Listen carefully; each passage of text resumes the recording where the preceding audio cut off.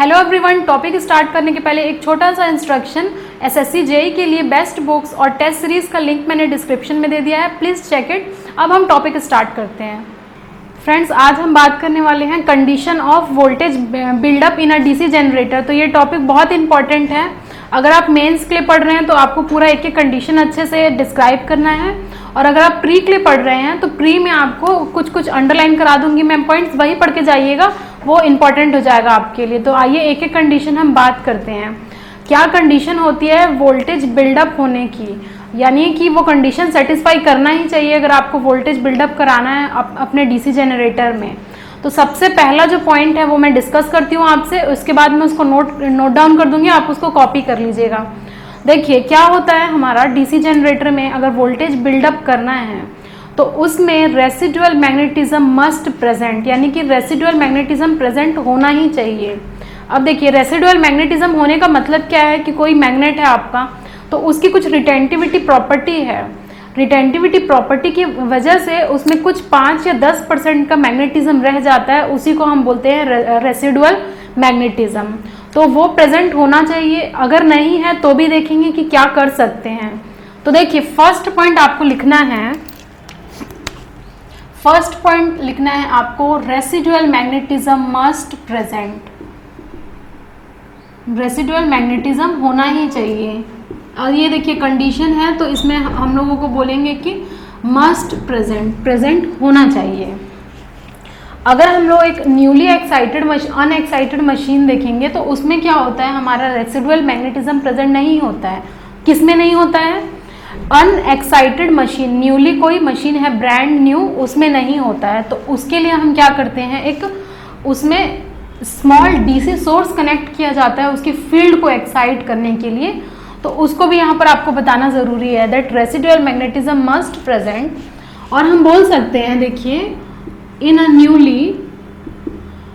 newly branded unexcited machine, और DC generator की बात कर रहे हैं हम लोग, DC machine residual magnetism is not present. अगर प्रेजेंट नहीं है तब हम लोगों को क्या करना है, तब हम लोगों को करना है connect to a small DC machine, DC battery, then connect it with a small battery to create residual magnetism. Create करने के लिए हम लोगों को क्या करना पड़ेगा, क्या करना पड़ेगा, उसको एक सोर्स से कनेक्ट करना पड़ेगा, बैटरी से कनेक्ट करना पड़ेगा। बहुत इंपॉर्टेंट है। और कितना रेसिडुअल मैग्नेटिज्म प्रेजेंट रहता है, देखिए 5 to 10% रेसिडुअल प्रेजेंट रहता है। रेटेड वैल्यू का 5 to 10% वैल्यू प्रेजेंट रहती है हमारी, जिसे हम बोलते हैं रेसिडुअल मैग्नेटिज्म। और ये किसकी वजह से आता है, ये होता है retentivity, due to the retentivity property of the magnet. अगर देखिए नहीं प्रेजेंट है तो हम लोगों को क्रिएट करना है, तो कुछ इस तरीके से होना चाहिए हमारा connection, that the field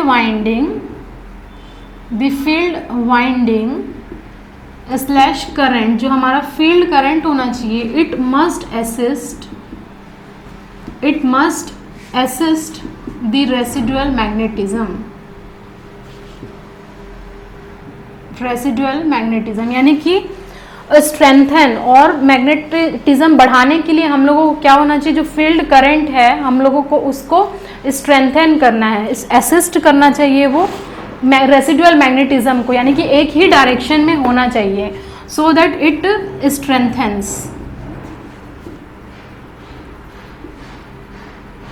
the residual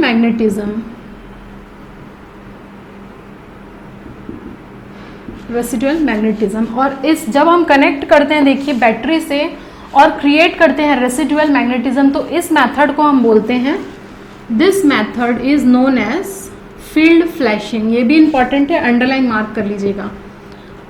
this method is called field flashing.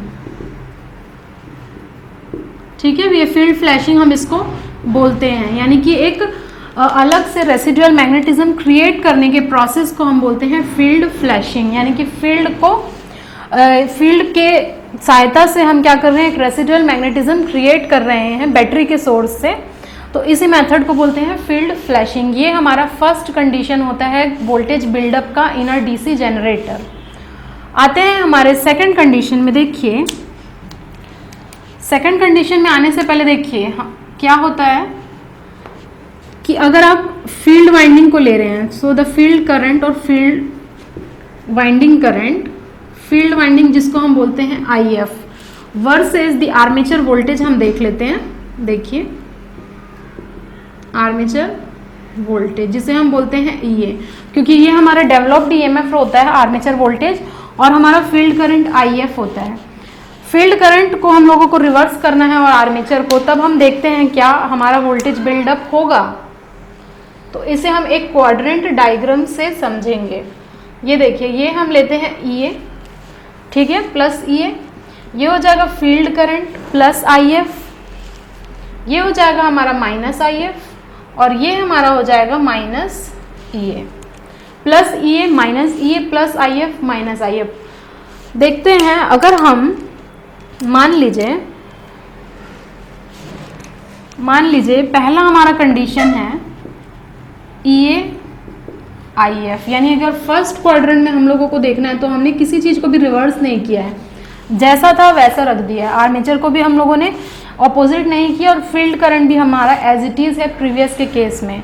तो इस केस में हमारा वोल्टेज बिल्डअप होता है। देखिए voltage buildup in first quadrant, यानी कि फर्स्ट क्वाड्रेंट में हमारा वोल्टेज बिल्डअप हो रहा है। लेकिन सेकंड कंडीशन अगर हमारी होगी, सपोज हमने क्या किया, EA को एज इट इज़ रखा, फील्ड करंट को हमने क्या किया, ऑपोजिट कर दिया, तो इस केस में हमारा वोल्टेज बिल्डअप नहीं होता है।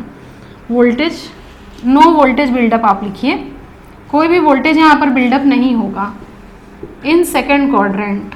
तो ये क्वेश्चन आपसे डायरेक्ट प्री में पूछता है कि कौन से क्वाड्रेंट में हमारा वोल्टेज बिल्डअप होता है, तो आपको पता होना चाहिए फर्स्ट क्वाड्रेंट में होता है, सेकंड क्वाड्रेंट में नहीं होता है। सिमिलरली आप थर्ड क्वाड्रेंट में देखेंगे तो माइनस EA माइनस IF, तो अगर ये दोनों को ही आपने रिवर्स किया हुआ है तभी आपका वोल्टेज बिल्डअप होगा। Voltage buildup with reverse polarity,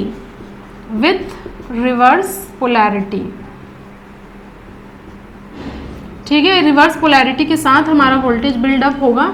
और अगर आप फोर्थ क्वाड्रेंट में देखेंगे तो फोर्थ क्वाड्रेंट में भी नहीं होगा, no voltage buildup fourth quadrant, no. तो यहाँ मैं लिख दे रही हूँ, देखिए फर्स्ट क्वाड्रेंट में वोल्टेज बिल्डअप होगा, आप ऐसे लिख दीजिएगा। सेकंड क्वाड्रेंट में नहीं होगा, no voltage buildup in second quadrant. ये हमारा फर्स्ट क्वाड्रेंट हुआ, ये हमारा सेकंड क्वाड्रेंट हुआ, ये थर्ड और ये फोर्थ, तो यहाँ पर नहीं होगा।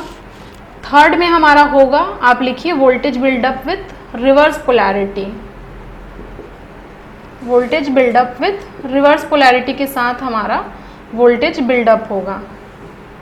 और फोर्थ क्वाड्रेंट में जब आप जाएंगे तभी भी यहाँ पर नो वोल्टेज बिल्डअप, कोई भी वोल्टेज बिल्डअप नहीं होगा।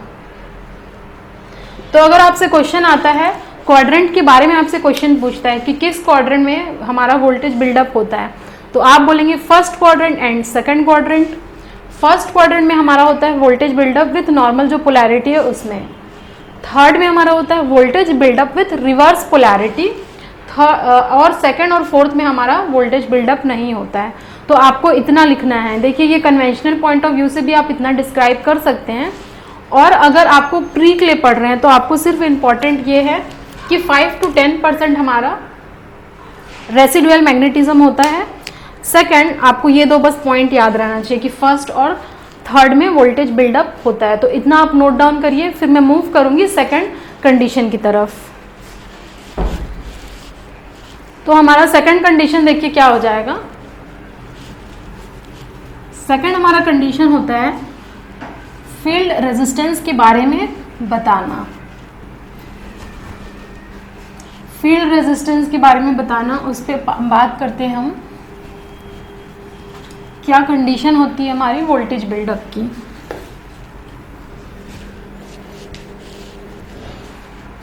और आपको एज इट इज़ लिखना है ये चीज़, क्योंकि कंडीशन है तो फुलफिल करना चाहिए। तो देखिए हमारा सेकंड कंडीशन है voltage buildup in a DC generator. Series का अलग होता है और कंपाउंड का अलग होता है, ये सेपरेटली और शंट के लिए मैं बता रही हूँ।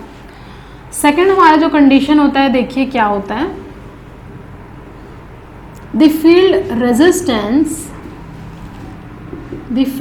रेजिस्टेंस इज ऑलवेज, या फिर मस्ट लिखना पड़ेगा आपको, इज नहीं लिख सकते, must always less than the critical field resistance. इसको आप अंडरलाइन मार्क करिए, बहुत इंपॉर्टेंट है, डायरेक्ट आपको एमसीक्यूज क्वेश्चन देखने को मिल सकता है। यहाँ पर आपको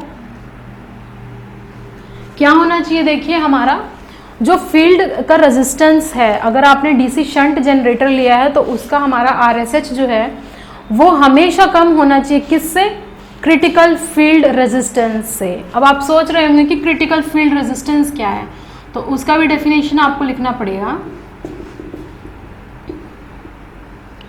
क्रिटिकल फील्ड रेजिस्टेंस क्या होता है, आइए देखते हैं।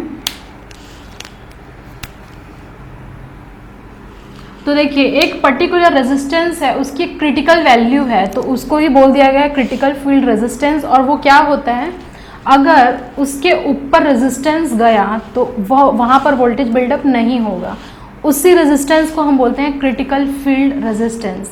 यानी कि सपोज मैं एग्जांपल के तौर पे आपको समझा रही हूँ, अगर 100 ओम मान लीजिए आपका क्रिटिकल फील्ड रेजिस्टेंस है, तो उसके अगर नीचे आपका होगा तो वोल्टेज बिल्डअप होगा, लेकिन जैसे ही 100 ओम के ऊपर गया तो कोई वोल्टेज बिल्डअप नहीं होगा। तो आपको बोलना पड़ेगा it is the resistance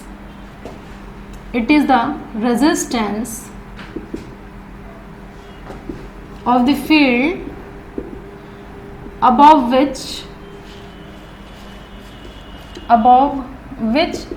no voltage buildup will take place, यानी कि इसके अबव गया तो कोई भी वोल्टेज बिल्डअप नहीं होगा। ये हमारी सेकंड कंडीशन होती है, that the field resistance must always be less than the critical field resistance. This is the second point. Third condition है, देखिए ये बहुत इंपॉर्टेंट है हमारा थर्ड कंडीशन भी। थर्ड कंडीशन स्पीड के बारे में है। देखिए एक होता है हमारा क्रिटिकल रेजिस्टेंस और एक होता है हमारा क्रिटिकल स्पीड।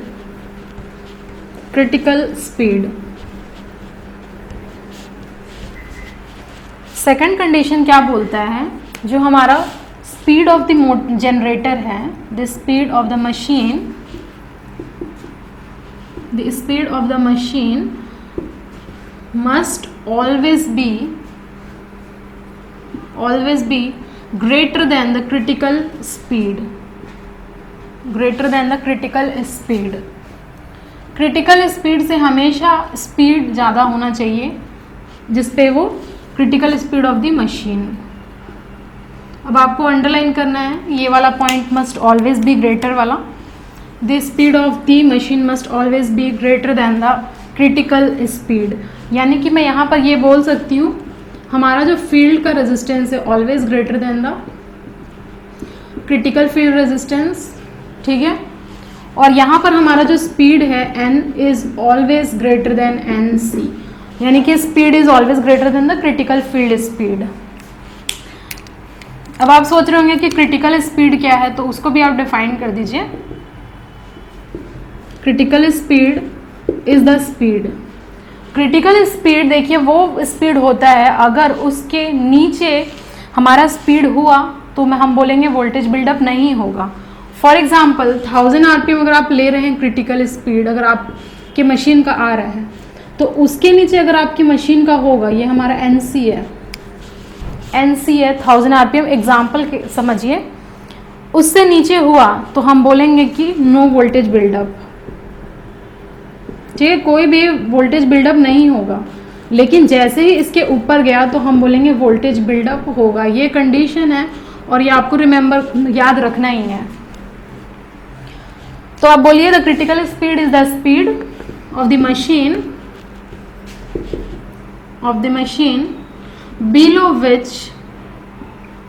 below which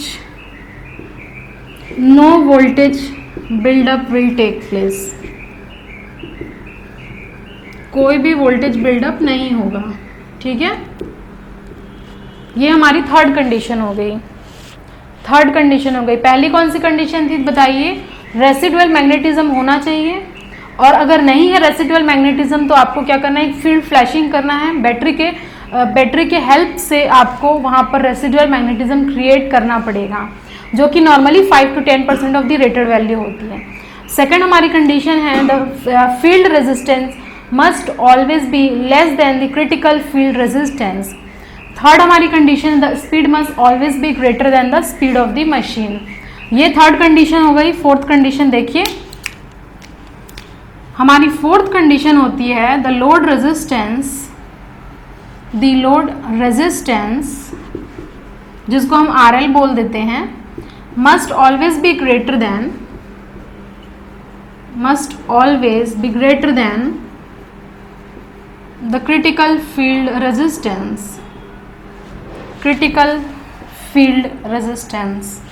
यानी कि क्रिटिकल फील्ड रेजिस्टेंस से हमेशा हमारा लोड रेजिस्टेंस ग्रेटर होना चाहिए, ठीक है। लोड ग्रेटर होना चाहिए। Load resistance must always be greater than the critical field resistance. अब आप सोच रहे होंगे कि यहाँ तो कम था, यहाँ ज़्यादा कैसे हो गया?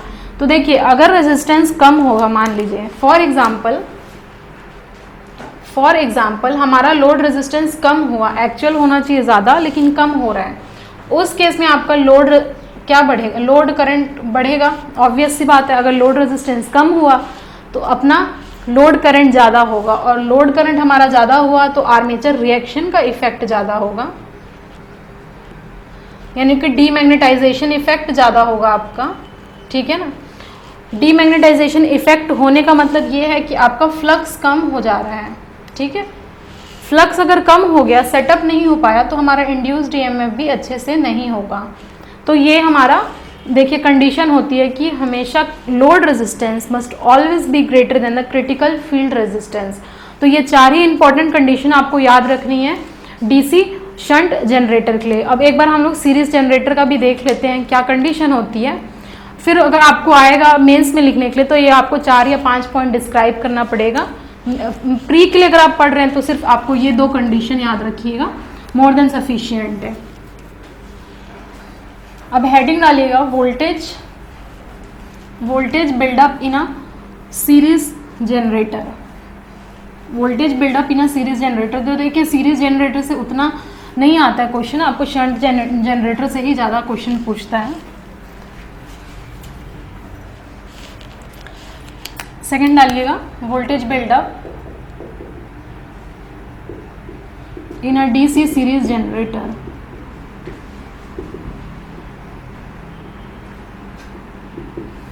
डीसी सीरीज जनरेटर में वोल्टेज बिल्डअप कैसे होता है और क्या कंडीशन है, एक डीसी सीरीज जनरेटर में ड्रॉ कर लेती हूँ। देखिए ये हमारा हो गया फील्ड, ये हो गया आर्मेचर जिसे हम ये बोल देंगे, और ये हमारा हो जाएगा टर्मिनल वोल्टेज। ठीक है, टर्मिनल वोल्टेज हो जाएगा positive negative terminal voltage VT। क्योंकि जनरेटर है तो डिलीवर करना चाहिए करंट, यहाँ से आर्मेचर करंट हो जाएगा, यहाँ से ISE हो जाएगा, और ये हमारा हो जाएगा RSE। यही होता है डीसी सीरीज जनरेटर। देखिए लोड हमारा फील्ड और आर्मेचर सब कुछ सीरीज में है, तो वोल्टेज बिल्डअप यहाँ पर नो लोड की कंडीशन में नहीं हो सकती है। तो आप यहाँ लिखिए voltage buildup will not take place on unloaded condition. Unloaded condition में यानी कि नो लोड कंडीशन में आपका वोल्टेज बिल्डअप नहीं हो सकता है। क्यों नहीं हो सकता? क्योंकि ये देखिए सब कुछ सीरीज में कनेक्टेड है। अगर आप लोड नहीं कनेक्ट करेंगे तो आपका फील्ड भी ओपन हो जाएगा, तो इसकी वजह से वोल्टेज बिल्डअप नो लोड की कंडीशन में नहीं हो सकती है। तो वोल्टेज बिल्डअप की कंडीशन होगी हमेशा वोल्टेज बिल्डअप होगा सीरीज के केस में इन लोडेड कंडीशन में होगा। और यहाँ पर हमारा फील्ड रेजिस्टेंस देखिए, टोटल फील्ड रेजिस्टेंस हम बोलेंगे, द टोटल फील्ड रेजिस्टेंस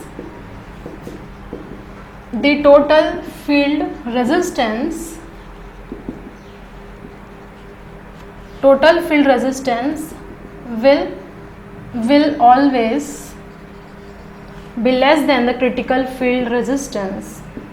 ठीक है, यहाँ पर भी हमारा क्रिटिकल फील्ड रेजिस्टेंस से कम होगा,